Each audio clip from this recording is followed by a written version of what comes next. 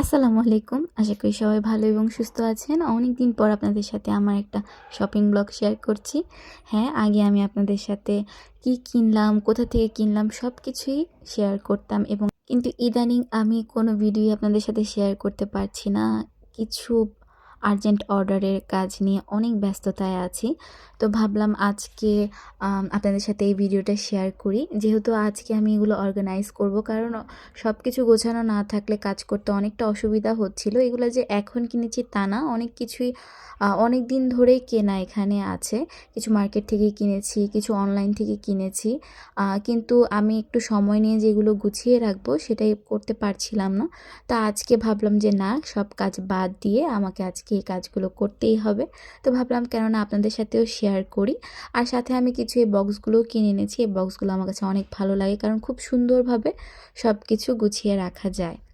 আর হ্যাঁ, আপনাদের মধ্যে অনেকেই আমাকে মেসেজ করেন যে আপু আপনি কোথা থেকে প্রোডাক্ট কিনেছেন।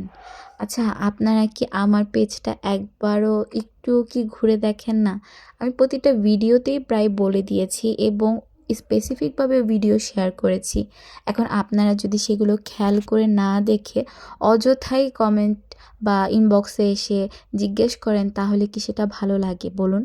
কারণ আমি যদি আপনাদের সাথে শেয়ার না করে থাকতাম তাহলে একটা কথা ছিল।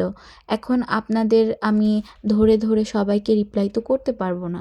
আমি সবসময় আপনাদের সাথে বলে থাকি যে আমি এখান থেকে কিনেছি বা আমি এই জায়গা থেকে কিনেছি, কিন্তু আপনারা সেগুলো খেয়াল করবেন না।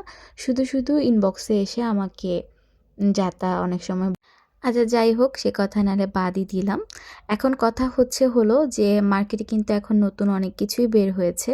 কিন্তু আমার কাস্টমাররা তো আমার সেই পুরাতন ডিজাইনে আটকা পড়ে আছে, আর আমিও সময় করে নতুন আরও কিছু বানাতেও পারছি না। আর এগুলো শুধু আমি কিনছি। আর নতুন কিছু তো আর করতেই পারছি না, কারণ হচ্ছে সময়ও পাচ্ছি না।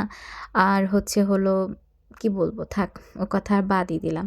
আরেকটা কথা আপনাদের সাথে শেয়ার করা ছিল যে অনেকেই আমাকে ইনবক্স করেন, 100%-এর মধ্যে 50% এমন থাকে যে তারা তাদের চুড়ির দাম নির্ধারণ করার জন্য আমাকে মেসেজ দিয়েছে।